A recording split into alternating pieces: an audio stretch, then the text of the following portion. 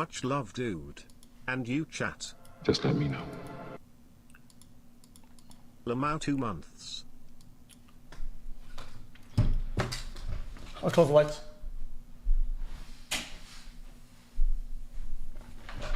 These are kind of like a little bit like documentary like chat. So you know, get cozy, pog. Or watch the intro because we watched it earlier. Of all the species to have ever lived, all but a tiny fraction have gone extinct. At some point in the future, the same fate will befall humanity. It may take centuries, it might take eons, but extinction is unavoidable. The future is fraught with uncertainty, and the apocalypse never seems too far away.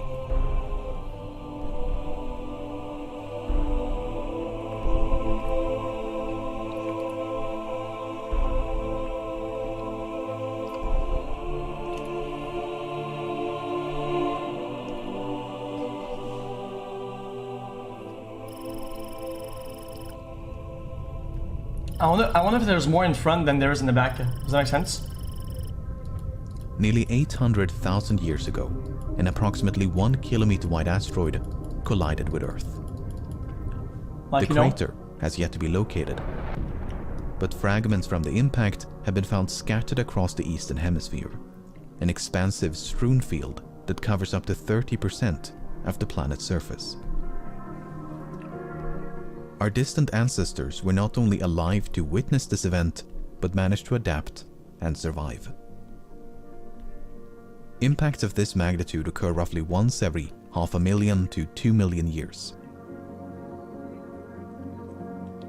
More devastating impacts, like the one that nearly wiped out the dinosaurs, are far less frequent. That's a big ass rock.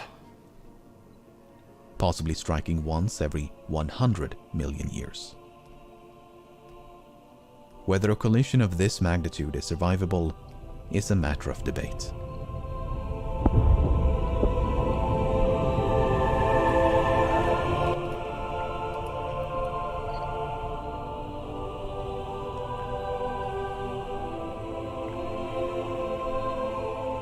That's commentary. I'm not in commentary on it. We're literally just watching it. Would be equivalent to the simultaneous detonation of billions of atomic bombs.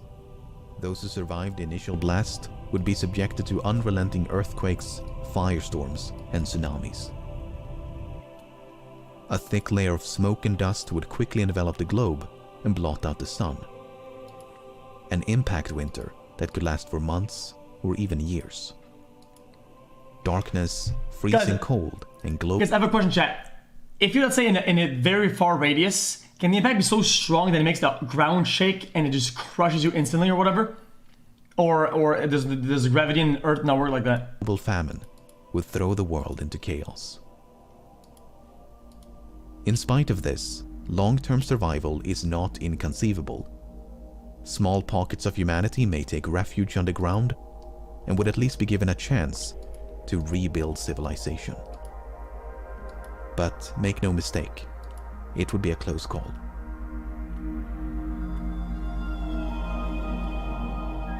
Shake but not crush. The survivability of an impact also depends on how much time we have to prepare. More than 90% of nearby asteroids and comets larger than 1 kilometer have already been detected. If one of them were on a collision course with Earth, we'd know for decades or even centuries in advance. But this was not always the case. In 1983, a 9-kilometer wide comet was only spotted 2 weeks prior to its closest approach. That's 2 weeks of preparation had it been aiming for Earth. Damn, dude. While things have significantly improved since 1983, space is impossibly vast. In 2019, an asteroid capable of leveling a city was detected a day before it flew 5 times closer to the Earth than the Moon. While the odds of an extinction-level collision are remote, it's not impossible. There is a class of objects known as damocloids, Damocloids are typified by their highly eccentric orbits and low reflectivity, meaning they periodically pay us a visit and are extremely difficult to detect. We're currently tracking about 200, but there could be hundreds more tumbling through the solar system. Damocloids are, on average, 16 kilometers wide. If one of them were on a collision course with Earth, there might not be any warning.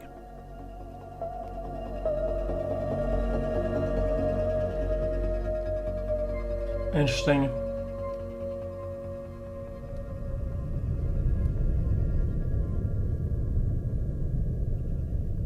When massive stars die, they explode. Wait, chat.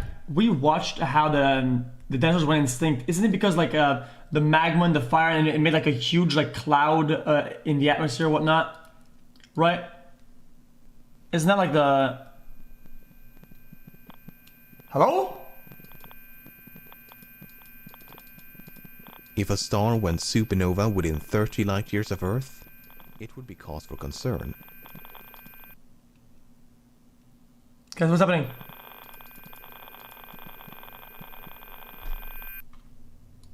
Fortunately, more than 90% of the stars within this bubble have already been discovered, none of which are at risk of exploding anytime soon. But some supernovae can still pose a threat from thousands of light years away.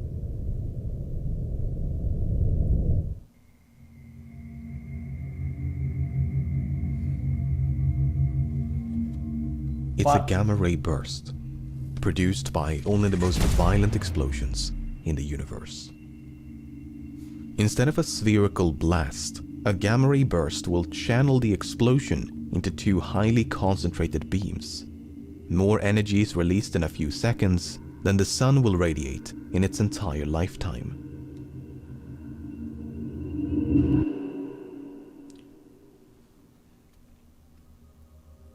The biological effects of a nearby supernova or gamma-ray burst are poorly understood.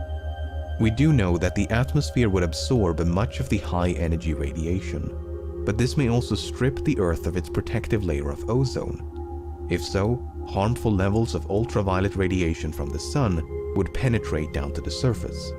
Certain chemical reactions may also darken the sky and induce global cooling, a cosmic winter of sorts. This could last for years and would be lethal to many plants and animals. In fact, a gamma-ray burst might be responsible for a mass extinction that killed roughly 70% of all marine species nearly 500 million years ago. Now, humanity could easily protect itself. It's actually pretty crazy they could track that, dude. This is nuts that they can have even if they're like rough estimates of, you know. Years ago.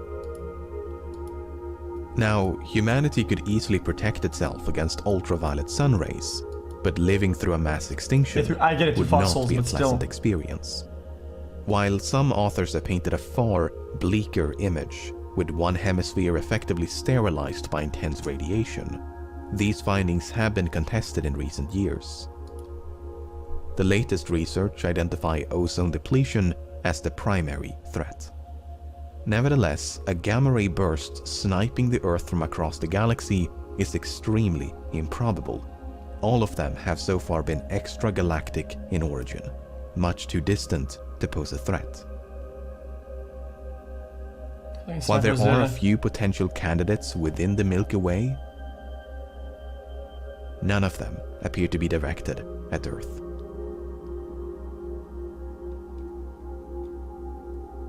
Apart from impact events and stellar explosions, the foreseeable future is free of cosmic threats.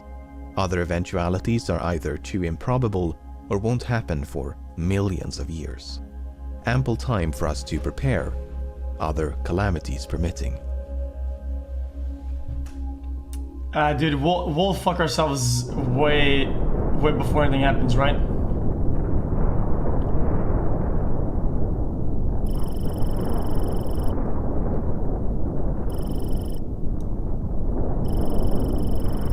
Terrestrial threats. Around 74,000 years ago, a large volcano erupted in Southeast Asia.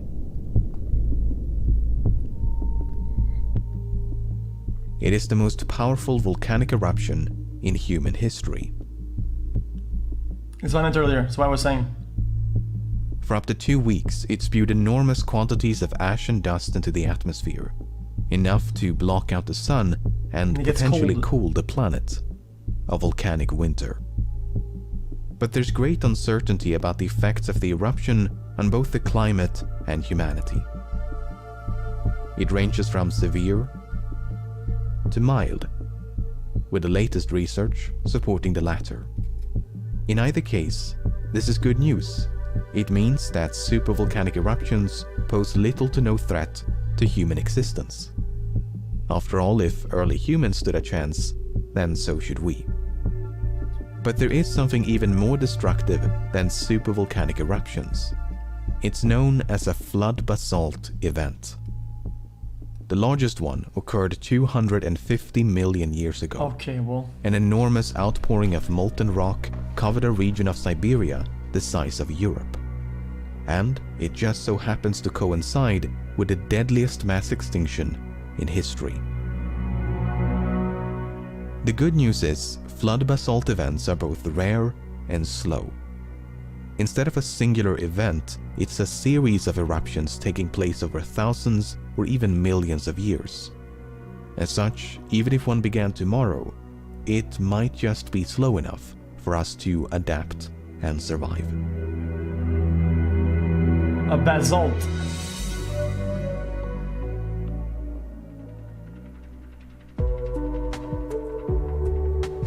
Throughout the centuries, pandemics have exacted a heavy toll on humankind. Among the worst was the Black Death. Oh yeah, the In rats. less than a decade, it killed between 25 and 60% of the European population. Oh, camera's in the way. The total death count is unknown, at least tens of millions. The Colombian exchange of diseases and the Spanish flu claimed the lives of many millions more. That's the tragedy crazy, of these pandemics and epidemics notwithstanding, they never came close to extinction. None of them killed more than a few percent of the global population.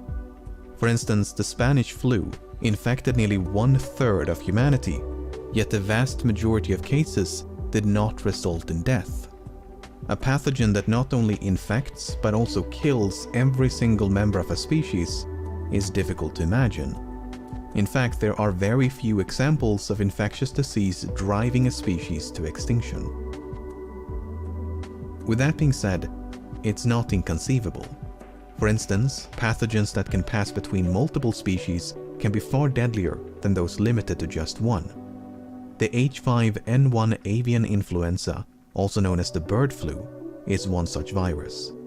So far, it's transmissible between humans and birds, but it can't sustainably spread among humans. Yeah, but chat, but However, yeah, this is maybe a dumb question, chat, but how though? Do you have to touch the bird? Do you have to lick the bird? Do you have to touch any kind with like a bird poopy? Do you have to eat the bird? How? birds, but it can't sustainably spread among humans. However, laboratory experiments have shown that it may eventually acquire this ability through natural mutations. If so, it could easily become the worst pandemic in human history. But even this horrifying proposition does not come close to extinction. In a worst-case scenario, most of humanity would still survive.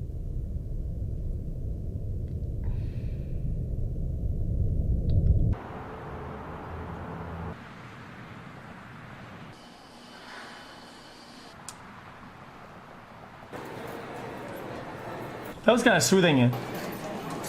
Pandemics are complicated.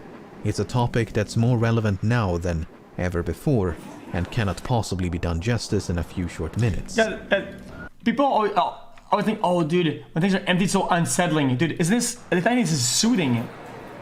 Like,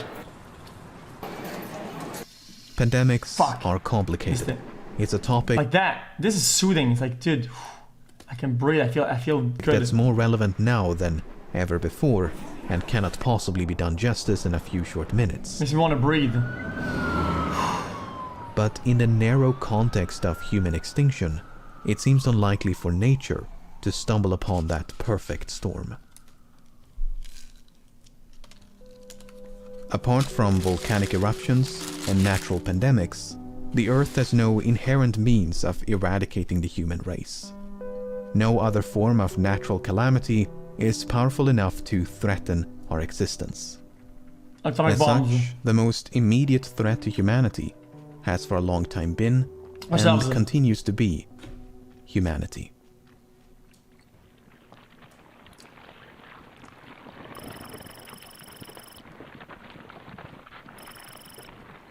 While nature may struggle to devise a world-ending pandemic, it may not have to. Biotechnology has now advanced to a point where we can engineer pathogens in a laboratory. While this can greatly benefit our understanding and treatment of infectious diseases, it's not without risk. Accidental breaches of containment have happened on multiple occasions. Question. Chat, what if technology like this becomes so like, I mean, maybe this is just wrong because of how complicated this is to make. What if it becomes so accessible and like you can even like DIY and people go crazy and they can do all these things themselves, dude? Isn't that kind of crazy though? And these experiments are not always conducted in the name of science. These engineered microbes are concerning because their destructive potential far exceeds that of their natural counterparts. They can be deadlier, more transmissible, and less treatable. And the rapid pace of technological progress is constantly lowering the threshold for bioengineering. His biggest concern was, he said it in so many words, that a small group of dedicated scientists could create an altered biological agent that could wipe out humanity as we know it. Technically speaking, you can do almost anything with a microbe. The real question is, will you end up with a microbe that functionally will do the things that the concerned person at your hearing said, namely, essentially wipe out everyone from the face of the earth? Again, that's conceivable, although it's inconceivable, but it is, in fact, anything is possible. It would be very, very difficult to do that, extraordinarily difficult, even in the best of hands, to not only do the engineering to get a microbe that has the characteristics, but be able to spread in a way in which it has virulence, transmissibility, and the ability to go in a sustained, transmissible way. Not impossible, but very, very difficult to do. Guys, like Plague Inc. Now I want to put Plague Inc.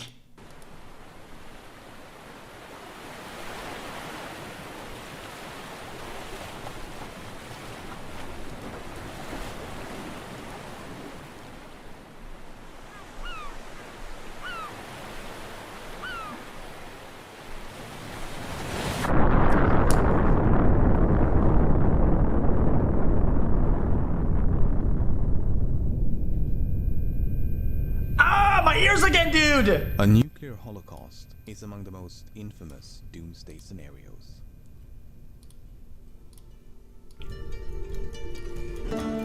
Stop it! Since the end of World War II, we have on numerous occasions been driven to the brink of nuclear conflict. Sometimes by accident, sometimes by very intentional brinkmanship. The nuclear stockpile currently stands at more than 13,000 warheads, the vast majority of which are owned by Russia and the United States. In the event of an all-out nuclear war, these thousands of bombs could instantly vaporize hundreds of millions. Guys, hands up, guys. I don't want to be ignorant about this, but I have a question for chat. Question. Guys, aren't nuclear missiles like that? They have to reach such long distances or whatever that they have to like go into space or some shit, right? Even if they were to send them like all day, one more, it's you know, it's still hard to even launch like one every whatever amount of time. So this is gonna, you know. But the explosions are only the beginning. The real danger of a nuclear conflict it'd be hard to actually launch all of them. It would never work. Much like an impact event or supervolcanic eruption, False. A thick layer of smoke and dust would quickly envelop the globe. A nuclear winter that not only blots out the sun, but showers the world in radioactive fallout. Firestorms, radiation poisoning, and mass starvation could easily claim the lives of billions. However, because humanity is not evenly distributed across the planet, some regions would be less affected than others. Island nations like New Zealand, for instance, are all but certain to survive. While the effects of a nuclear holocaust are almost too dismal to contemplate, it is not typically regarded as an existential threat.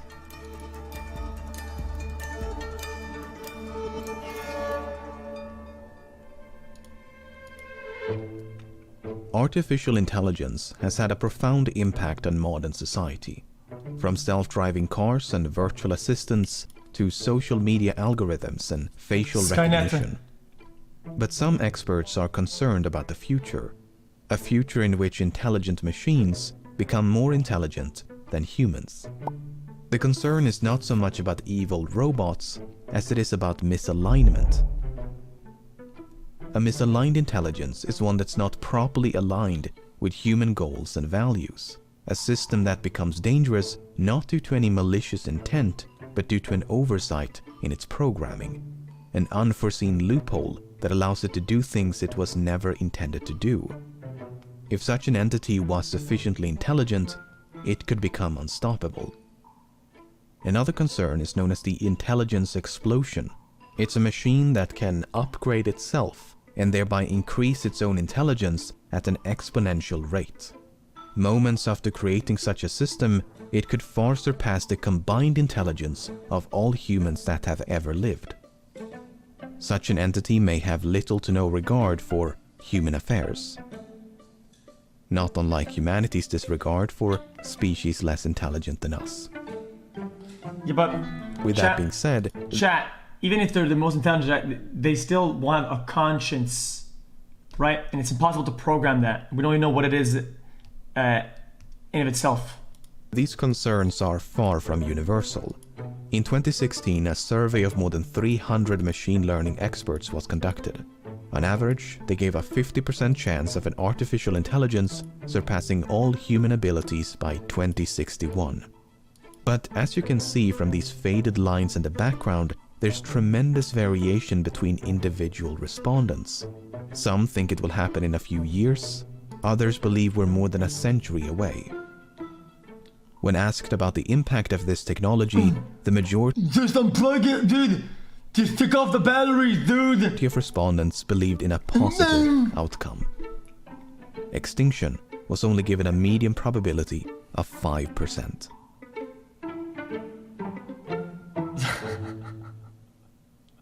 Artificial intelligence is not the only emerging technology with the potential for human extinction. But the problem with assessing their risk is that we have no precedents. We can estimate the likelihood of an asteroid impact by surveying the geologic record and our cosmic neighborhood. But there's no historical context for artificial intelligence or self-replicating nanomachines.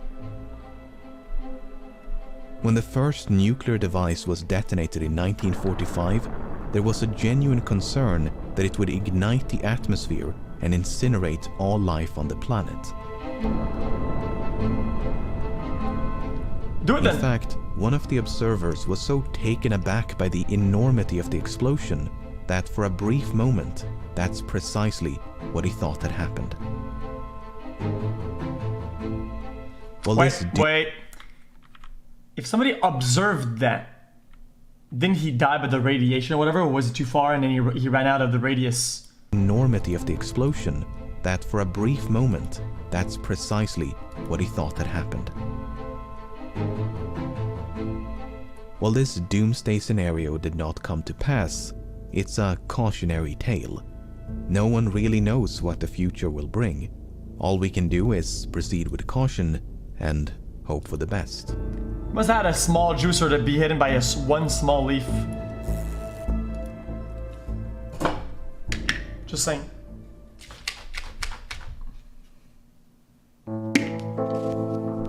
Over the past few decades, species across the plant and animal kingdoms have been disappearing at an alarming pace.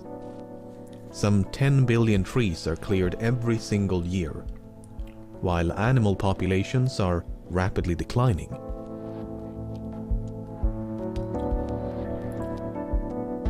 Many species are also going extinct.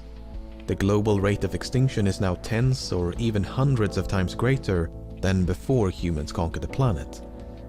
And it's accelerating, upwards of 1 Yeah, chat, isn't a thing because before people want to humans get their conquered the planet. horns or something, and they poach them or whatever. Isn't that so dumb? What a beautiful, exotic, rare animal. It's like a shiny, and they roll it for a fucking horn. Like, that's so pathetic, dude. What a pathetic concept. And it's accelerating. Upwards of 1 million species are now threatened with extinction. At the core of this immense loss of biodiversity is overconsumption driven by overpopulation. Humanity is now depleting 3/4 as many resources as the Earth can naturally replenish. Guys, it's like if I deforested like 20 kilometers worth of forest to get 1 gram of like sap. Oh, We will so soon worth need a it. second Earth just to break even. From deforestation and defaunation to pollution and climate change, no shocking graph nor depressing slideshow can fully convey the totality of our destruction. Our relationship with nature is so utterly broken that many fear we are now heading for extinction. That this unraveling of nature will be mankind's undoing. While some of the most comprehensive assessments to date do indeed paint a truly dystopian image of the future, none of them forecast total annihilation of the human race. We may turn the planet into a living hell, but a livable hell it would seem. This is fine. However, some scientists argue that these assessments are severely underestimating the gravity of this crisis, that the sheer magnitude of our destruction is difficult to grasp for even well-informed experts. Some have also voiced their concerns about potential tipping points, a threshold that once exceeded may trigger an irreversible decline of ecosystems around the world, a global ecological collapse from which recovery becomes virtually impossible. But it's not all doom and gloom. While the rate of deforestation is alarmingly high, it has been slowing down over the past 3 decades. While the transition has been infuriatingly slow, more and more countries are phasing out fossil fuels in favor of renewable energy sources. So in no way should human extinction, which is the most extreme outcome, be regarded as inevitable. Climate change mitigation and nature conservation efforts are all but certain to prevent that from happening. But at the same time, that's how low we've set the bar. Feels women.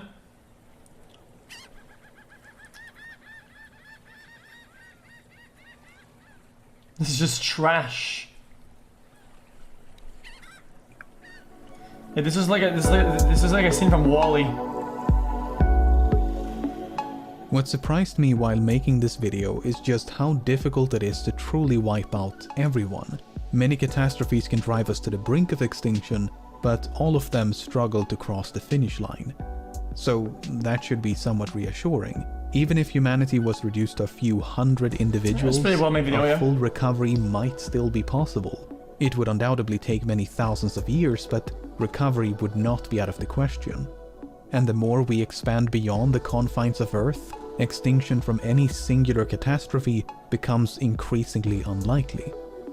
Perhaps the apocalypse won't be dealt by a swift, decisive blow, but instead a gradual, faltering decline. It's oversimplified, yeah, you're right, but bleeding if it was overcomplicated, then it would have killed nobody would watch it. Silently fade away. Regardless, it won't happen anytime soon. After all, we made it this Even though some of these concepts were very, very foreign to me, and I know nothing about, there are concepts in there that I had more knowledge about. And I was like, okay, yeah, this is oversimplified. That is perhaps the best reassurance that the world is still gonna be there tomorrow.